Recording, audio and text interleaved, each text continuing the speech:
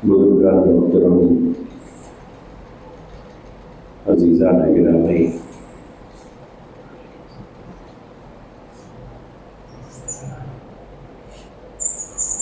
इस दुनिया के अंदर बहुत से लोग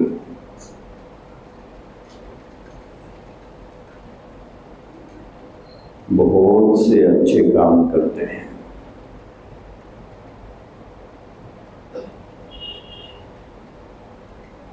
और उन अच्छे कामों के ज़रिए से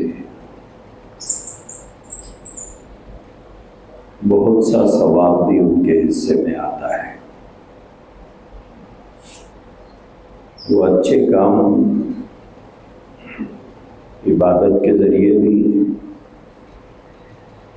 खिदमत की शक्ल में भी, लोगों के साथ भलाई करके भी, कई अच्छे काम ऐसे होते हैं जिसके करने की वजह से आदमी के नामे अमाल में बहुत सारा सवाब लिखा जाता है।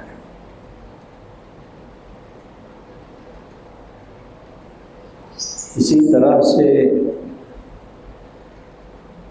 बहैसियत एक इंसान होने के नाते बहुत सारी गलतियां भी उससे हो जाती हैं। कभी इबादतों में कोताही की वजह से, फराइज की अदायगी में कोताही, जो जिम्मेदारियां बहैसियत एक बाप के, बहैसियत एक बेटे के, बहैसियत एक शौहर के उसके ज़िम्मे होती हैं, उसके अंदर भी बाज़े मर्तबा कोताहियाँ हो जाती हैं और उन कोताहियों की वजह से आदमी के नामे अमाल में गुनाह लिखे जाते हैं। तो एक तरफ तो अच्छे कामों की वजह से आदमी के नामे अमाल में नेकियां होती हैं,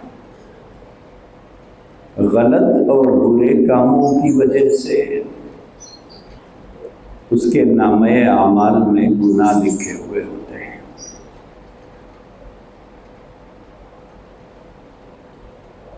ये ज़िंदगी इंसान की इसी तरह से गुजरती रहती है, कभी अच्छे काम, कभी गलत काम, कभी नेक काम, कभी बुरे काम, कभी सवाब के काम, कभी गुनाह के काम।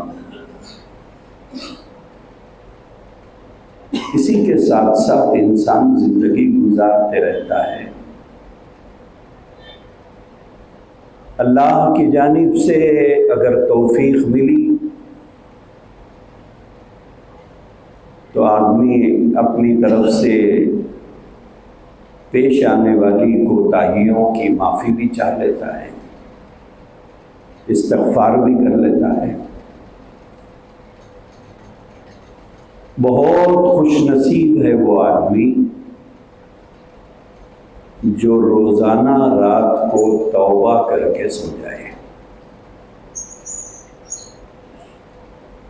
जब आदमी बिस्तर पर पहुंचे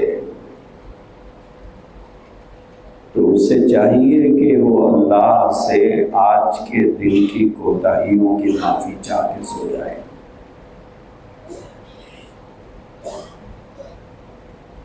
कई मर्तबा ऐसा होता है कि बहुत से अल्लाह के बंदे रात में सो तो जाते हैं लेकिन सुबह उठ नहीं पाते हैं।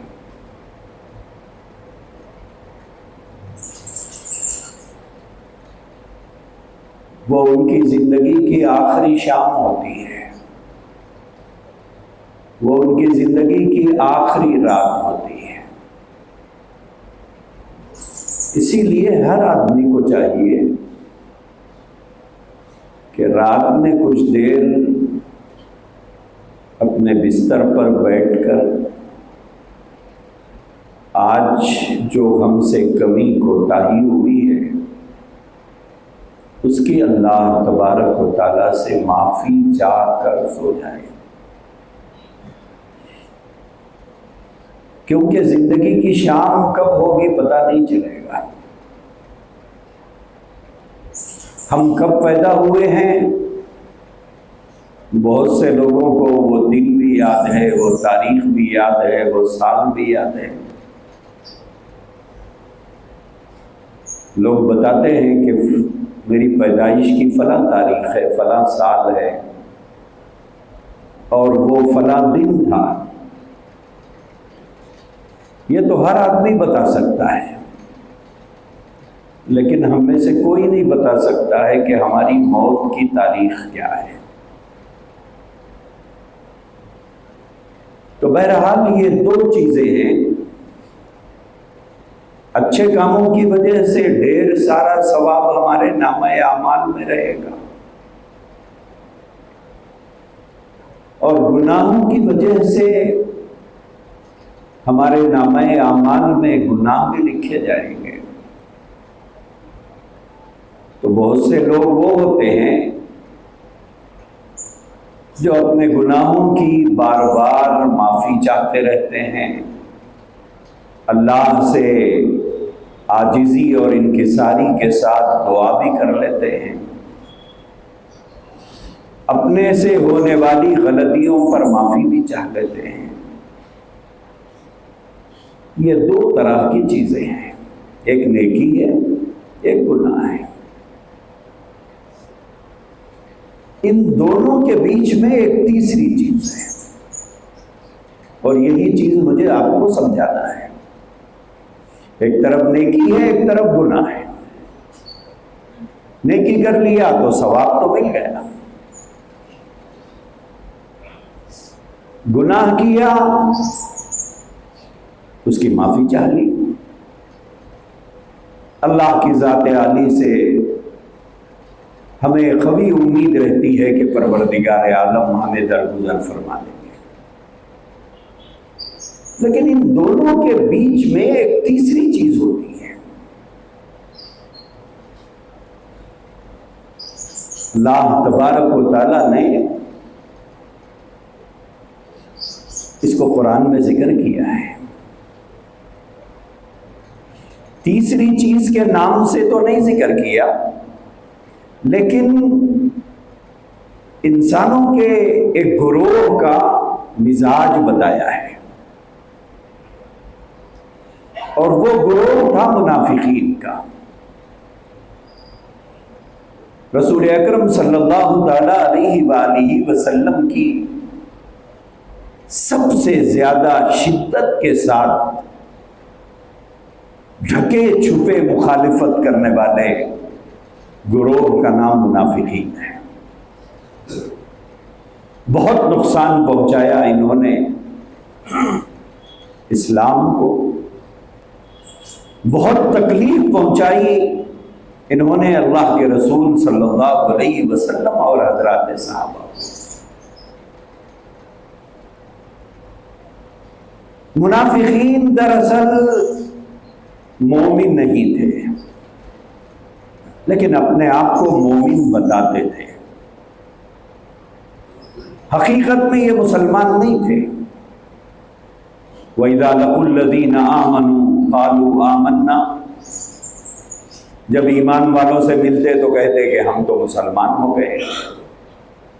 वइज़ा ख़लौ इला शयातीनिहिम क़ालू इन्ना मअकुम इन्नमा नहनु मुस्तहज़िऊन, और जब अपने साथियों और दोस्तों में जाते तो कहते कि हम उनके साथ नहीं तुम्हारे साथ हैं, बस उनका तो सिर्फ हम मजाक उड़ाने के लिए उनके साथ बैठे थे।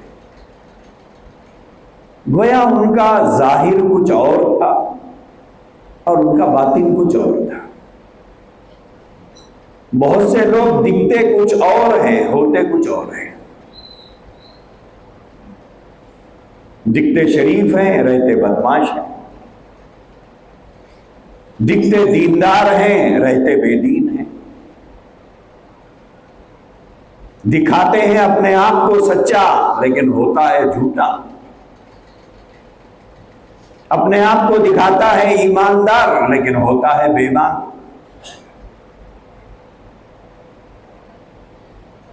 मुनाफिकीन दो दिले होते थे, डोगला मिजाज उनका होता था।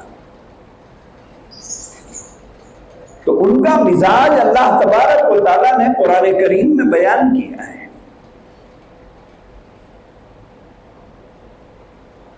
वो ये बयान किया, वल मुनाफिकून वल मुनाफिकातु बाज़ुहुम औलियाउ बाज़ यअमुरूना बिल मुनकर व यनहौना अनिल मारूफ। मुनाफिकीन का मिजाज ये था कि वो लोगों को बुराई की तरफ माइल करते थे, लोगों को बुराई का हुक्म देते थे और अच्छाइयों से रोकते थे। और ईमान वालों का मिजाज अल्लाह ने क्या बयान फरमाया, अल मुमिनून वल मुमिनातु बाज़ुहुम औलियाउ बाज़ यअमुरूना बिल मारूफ व यनहौना अनिल मुनकर। मोमिन का मिजाज ये है कि वो अपने दोस्तों को, अपने साथियों को, अपने अजीजों को, अपने रिश्तेदारों को अच्छाई का हुक्म करता है। मोमिन का मतलब ही है कि भलाई की तरफ बुलाने वाला। मोमिन से ये बात बईद तसव्वुर है कि वो किसी को बुराई की दावत दे या बुराई पर उकसाए या बुरा काम करने की तरफ रागिब करे। ये मोमिन से नहीं होगा, ये मोमिन का मिजाज नहीं होना चाहिए। मोमिन का मिजाज क्या है? मोमिन का मिजाज है अच्छाई की तरफ बुलाना, अच्छी चीज की तरगीब देना, अल्लाह की पसंदीदा चीजों पर उसको उभारना, उसके करने पर उसे आमादा करना। ये मोमिन का मिजाज है। और मुनाफिक का मिजाज क्या है? मुनाफिक का मिजाज ये है कि वो लोगों को बुराई का हुक्म करता है, यअमुरूना बिल मुनकर, बुराई का हुक्म करता है, व यनहौना अनिल मारूफ, अच्छाई से रोक देता है।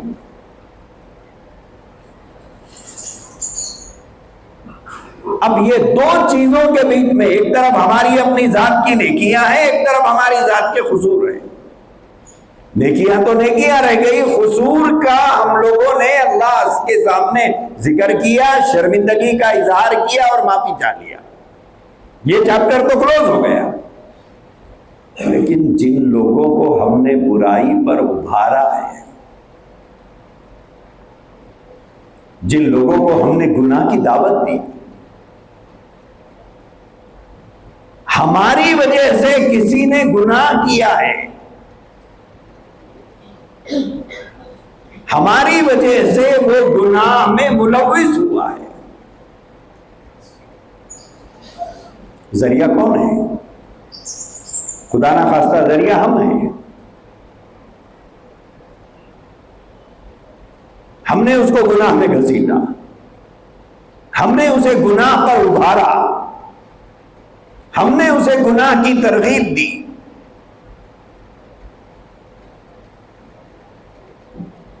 अगर वो आदमी उस गुनाह का आदी हो जाए, आदी नहीं था, या उसे उसकी लज्जत मालूम नहीं थी, या वो गुनाह का मजा नहीं जानता था, चस्का किसने लगाया? अगर किसी शख्स ने लगाया हम में से, अब वो आदी हो गया उसका। हमने तो अपने गुनाह से तौबा कर ली, लेकिन उसने तौबा नहीं किया। हम दुनिया से चले गए, लेकिन वो उस काम में अभी भी लगा हुआ है।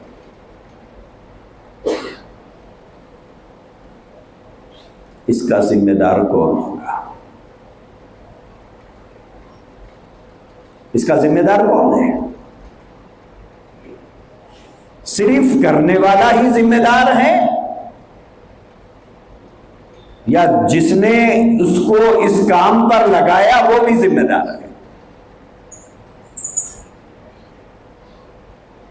अल्लाह के नबी सल्लल्लाहु अलैहि वसल्लम की हदीस है, सय्यद आलम सल्लल्लाहु ताला अलैहि वसल्लम ने फरमाया, मन सन्ना सुन्नतन हसनतन फलहु अजरुहु मिस्लु मा अमिल बिहा। जिस किसी ने एक अच्छे काम की बुनियाद डाली है, एक अच्छा काम किया है,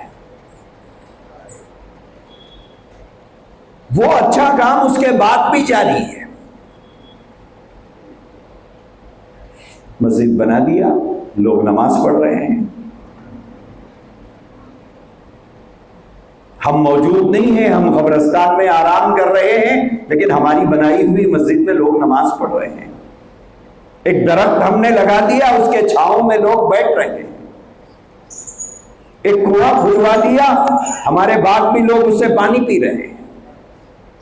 हमने इंसानियत के नफे के लिए कोई चीज किया और हमारे बाद भी लोग उससे फायदा उठा रहे हैं। हमने किसी को एक दुआ याद दिला दी, हमने किसी को एक सूरा याद दिला दिया, हमने किसी को कुरान के 2 लफ्ज सिखा दिए, हमने किसी को नमाज का आदी बना दिया। हम तो रुखसत हो गए दुनिया से, लेकिन हमारे जाने के बाद भी वो नमाज पढ़ रहा है। कोई हराम की कमाई कमाता था, उसे हलाल कमाने पर रागिब किया, अब वो हमारे बाद भी हलाल कमा रहा है। यानी अल्लाह को जो काम पसंदीदा है वो हमने सिखाए हैं। सय्यद आलम सल्लल्लाहु ताला अलैहि वसल्लम को जो चीजें पसंद थी वो हमने सिखाई है। हमारी जिंदगी ने वफा नहीं की, हम कब्रिस्तान पहुंच गए, लेकिन वो अच्छे काम जारी है। मन सन्न सुन्नतन हसनतन, एक अच्छे काम की बुनियाद डाली है। आका करीम अलैहिस्सलातु वस्सलाम ने फरमाया, इसके नामे अमाल में मुस्तकिल सवाब पहुंचता रहेगा। फलहु अजरुहु मिस्लु मा अमिल बिहा। अगर 10 आदमियों की नमाज सही की, 10 आदमी नमाज पढ़ रहे हैं, तो 10 आदमियों के नमाज का सवाब इसे भी मिलेगा। अगर हमारी कोशिश की वजह से 100 आदमी नमाजी बने हैं, तो 100 आदमी नमाज पढ़ रहे हैं, हमारे नामाए अमाल में 100 आदमी की नमाज का सवाब है, मरने के बाद भी। हमारी वजह से झूठों ने झूठ छोड़ दी, हमारे नामाए अमाल में सवाब है। हमारी वजह से ईमानदारी से कारोबार करने लग गया, हमारे नामाए अमाल में सवाब है। वजह यह है कि आप जरिया बने हैं। जरिया बनने की वजह से आपको हिस्सेदारी है सवाब में। उसका सवाब काट कर हमें नहीं दिया जाएगा, बल्कि अल्लाह तबारक व तआला अपनी तरफ से सवाब अता फरमाएंगे। इसी तरह दूसरी बात भी अल्लाह के नबी ने फरमाई कि अगर किसी ने किसी बुराई की बुनियाद डाली, किसी बुरे काम को ईजाद किया, गलत काम की बुनियाद डाली, खुद भी करता था, दूसरों को भी बुलाया, एक गलत काम करने खुद जा रहा है, साथ में दोस्तों को ले लिया, आने तैयार नहीं तो आपने उसको गैरत दिलाई, दोस्ती के दुहाई दी, बहरहाल उसे रागिब किया, इसरार करके रागिब किया कि चल मेरे साथ। वो आने तैयार नहीं था, आपने प्रेशर डालकर, दोस्ती का हवाला देकर उसे साथ लिया, वो मजबूर होकर आ गया। अब उसको वो काम अच्छा दिखा जिसकी तरफ आपने बुलाया था। उसके बाद वो दोस्त से कहता है कि बहुत मजा आया। बोले तू तो आने ही वाला नहीं था, तू तो आने ही वाला नहीं था। दोस्त कहेगा कि हाँ अगर नहीं आता तो बहुत अफसोस होता।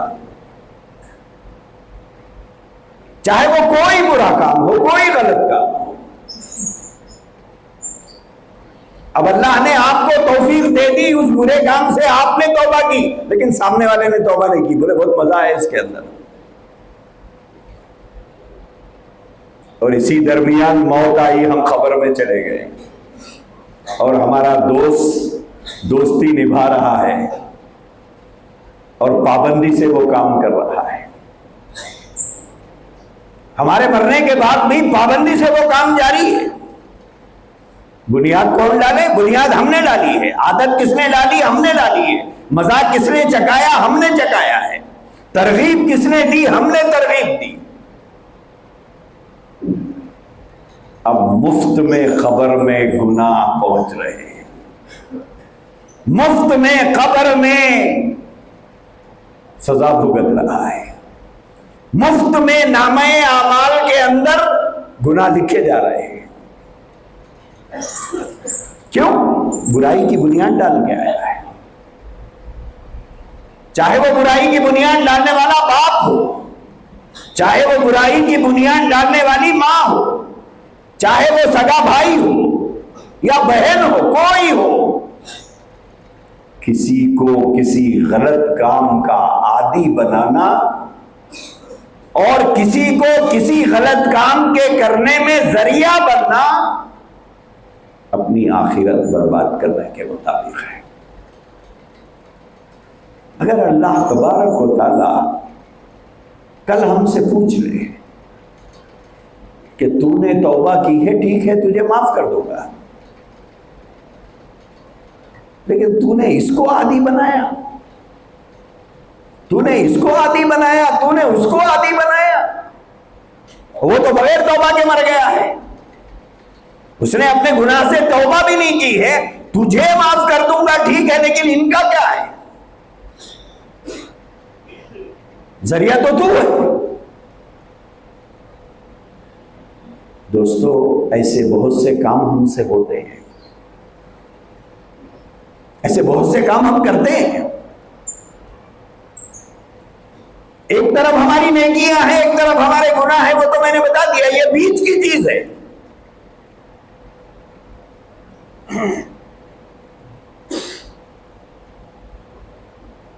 इसीलिए कभी किसी को गुनाह पर आमादा नहीं करना चाहिए, किसी को किसी गलत काम की कभी तरगीब नहीं देना चाहिए, चाहे वो दोस्त हो, भाई हो, बहन हो, मां हो, बाप हो, औलाद हो, कोई जरिया नहीं बनना चाहिए। कुरान करीम ने इसको मुनाफिकत, मुनाफिकीन की खसरत करार दिया है। ये मुनाफिकीन की आदत है।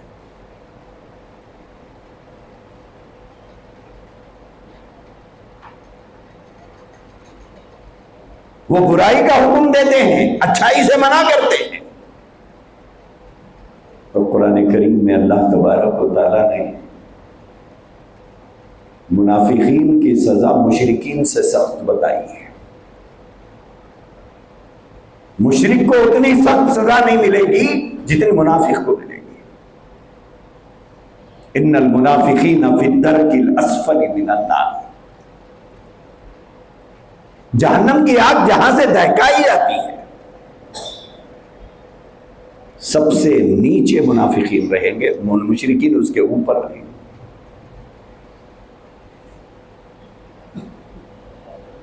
आग जो जलते हुए ऊपर आती है तो इन्हें लपेट में लेते हुए ऊपर आती है। जहन्नम के जिस तबके तक भी आग पहुंचती है वो मुनाफिकीन से होती हुई ऊपर आती है।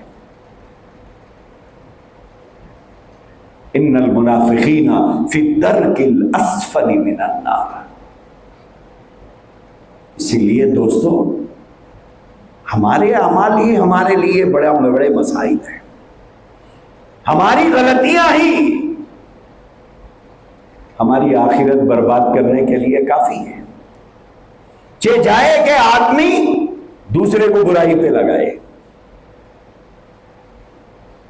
दूसरे को खुदा से बगावत पर उकसाए, नबी पाक सल्लल्लाहु अलैहि वसल्लम की तालीमात के खिलाफ उसे तरगीब दे, दीन और इस्लाम के अहकामात के खिलाफ उसे रागिब करे। ये तो एक न शुद्ध दो शुद्ध हो जाएगा। एक तो अपने गुनाह,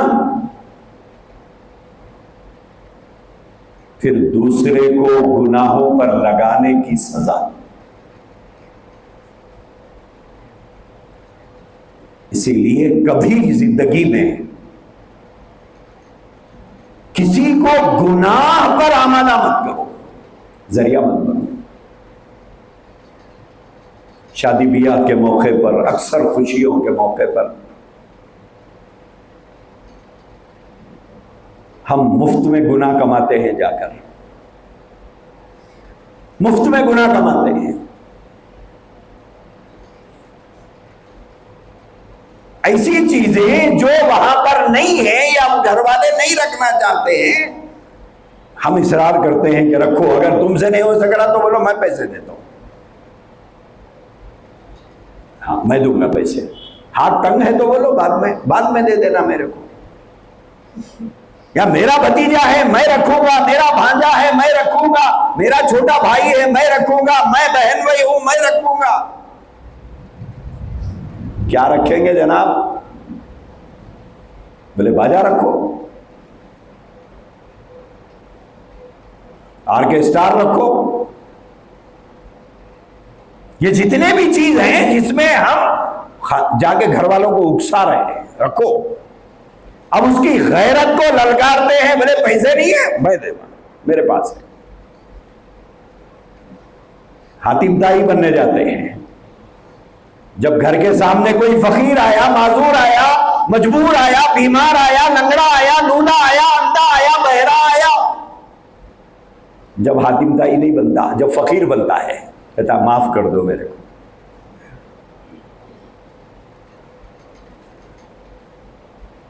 जब दरिया दिली नहीं दिखाता आदमी,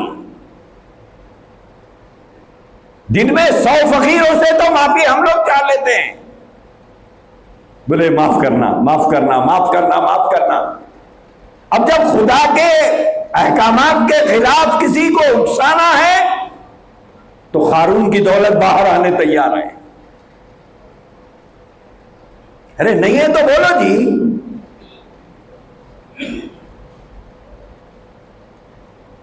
अब या तो वो इज्जत को मर के कहीं से पैसे लाके रखेगा, या कर्ज लेने पे मजबूर हो जाएगा।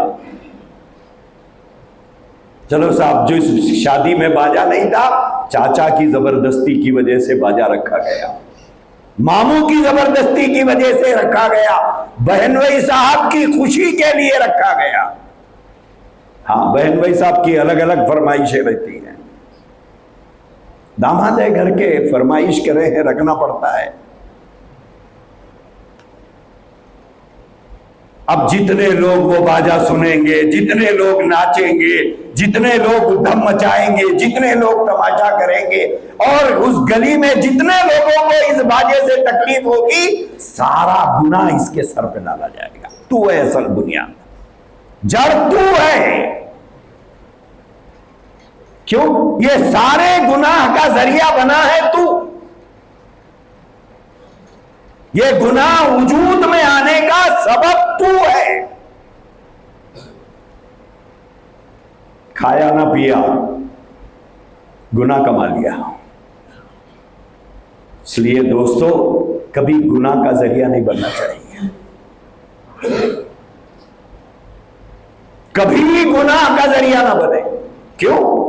खुदा ना खास्ता हम तौबा कर ले, वो तौबा ना करे। हम तो तौबा कर लेंगे, जिसको हमने गुनाह का आदी बनाया, अगर वो तौबा नहीं किया तो अजाब तो हमको भुगतना है। क्यों? स्टोन आपने लगाया है, आपके नाम का पत्थर है, वहां पे बीज आपने डाला है, जरिया आप बने हैं, चाहे जरिया बनने वाला बाप हो, चाहे जरिया बनने वाली मां हो, चाहे ये जरिया बनने वाला भाई हो या दोस्त हो या अजीज हो या रिश्तेदार हो, भुगतेगा। और अल्लाह तबारक व तआला ने ये मिजाज मुनाफिकीन का बताया है। बोले ये मुनाफिकीन की आदत है कि वो लोगों को बुराई की तरफ माइल करते हैं, अच्छाई से रोकते हैं।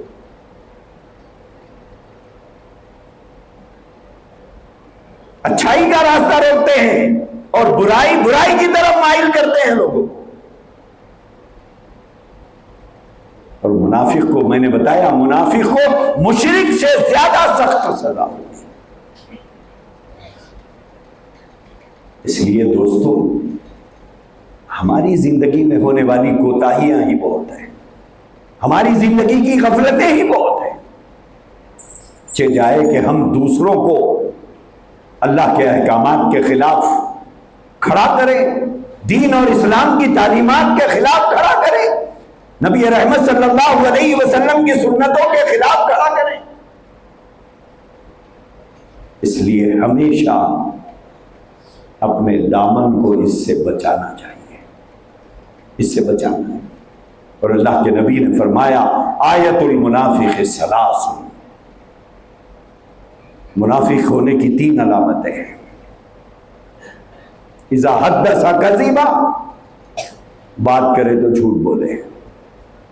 बाज लोगों को इसमें डिग्री हासिल होती है, हर बात में झूठ, या 10 में 5 झूठ, 5 सही। इज़ा हद्दसा कज़िबा, बात करता है तो झूठ बोलकर बेटे का रिश्ता तय करता है, झूठ बोलकर बेटी का रिश्ता तय करता है। बेटी और बेटे के रिश्ते की बुनियाद झूठ पर है। वाह, क्या बाबरकत निकाह होगा आगे चल के। ये सोचिए कितना बरकत वाला निकाह होगा जिसकी बुनियाद झूठ पर रखी गई। झूठी बातें, झूठी शानो शौकत, झूठा दिखावा, सब झूठ की बुनियाद पर है। काहे के लिए किए? ये इंप्रेस करने के लिए। हकीकत छुप नहीं सकती बनावट के उसूलों से। हकीकत कब तक छुपेगी? कभी ना कभी तो हकीकत खुलेगी। हकीकत छुप नहीं सकती बनावट के उसूलों से, खुशबू आ नहीं सकती कागज के फूलों से। दिखते तो हैं फूल लेकिन काम के नहीं होते। इज़ा हद्दसा कज़िबा, अल्लाह के नबी ने फरमाया झूठ बोलता है। आज बेटा बाप से झूठ बोल रहा है, बाप बेटे से झूठ बोल रहा है, शौहर बीवी से झूठ बोल रहा है, बीवी शौहर से झूठ बोल रही है, भाई भाई से झूठ बोल रहा है, बेचने वाला खरीदने वाले से झूठ बोल रहा है। इज़ा हद्दसा कज़िबा, हुजूर ने फरमाया ये मुनाफिक होने की अलामत है, ये निशानी है। दूसरा फरमाया वइज़ा वादा अखलफा, वादा खिलाफी करता है, वादा करता है, वादा वफा नहीं करता। कितने लोग हैं जो अपने वादे में पक्के हैं? कितने लोग हैं जिनकी जुबान में सच्चाई है?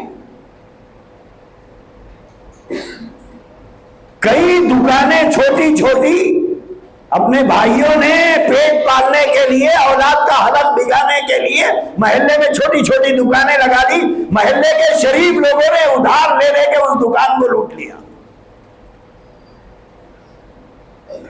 दिवाला हो गया दुकानों का। लूटने वाले कौन? हमारे भाई हैं, हमारी कौम के लोग। किसे लूट रहे हैं? अपनी कौम के लोगों को। क्या बता के लूटे हैं? अरे साहब मेरा जाती मकान है, भाग जा रहा हूं क्या? मेरा जाती मकान है, भाग थोड़े ही जा रहा हूं मैं।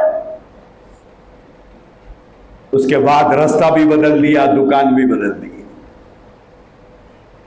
तो छोटा दुकानदार जो अपने बच्चों का हलक भिगाने के लिए दुकानदारी कर रहा था, उसकी दुकान को व्हाइट कॉलर लोगों ने लूट लिया है, ये शरीफों ने लूटा है। क्या बोलकर? कल दे दूंगा, कल दे दूंगा।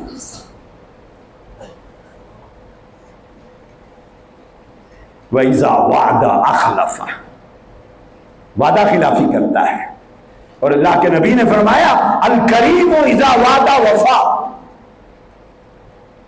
शरीफ जो होता है ना वो वादा पूरा करता है। वादा पूरा न करना इस बात की अलामत है कि वो जलील है, शरीफ नहीं है। वो शरीफ नहीं है, वो जलील है। क्योंकि शराफत की अलामत अल्लाह के नबी ने बताई है कि वो वादे को पूरा करता है।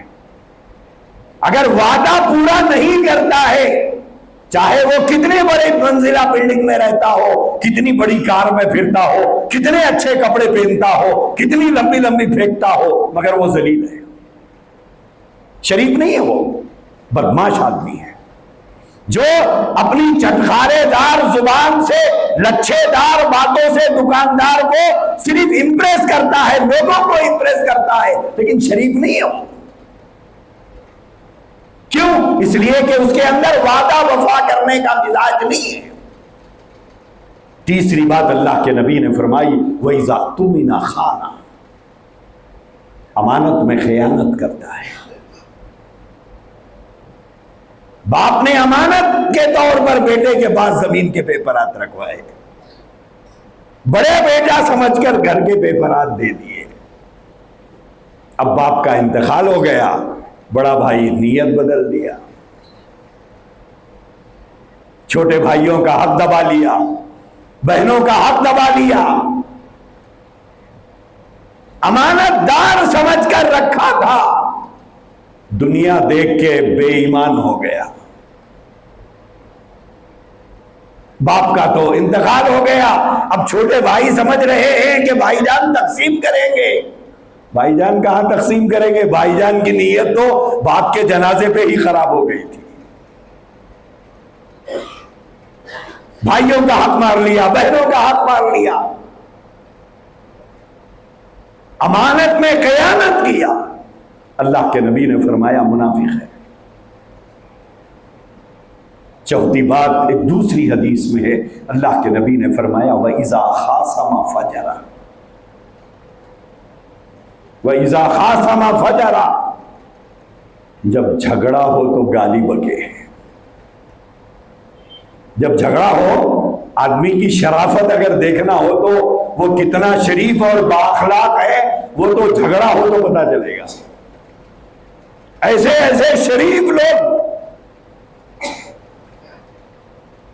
जिनको लोग बरसों से मस्जिद आते और जाते हुए देख रहे थे, जरा सा झगड़ा हुआ तो अब माशाल्लाह समझ में आया कि महल्ले के जवान ही खराब नहीं है, ज़ईफ भी खराब है। जवानों की जबान ही खराब नहीं है, ज़ईफों की जबान भी खराब है।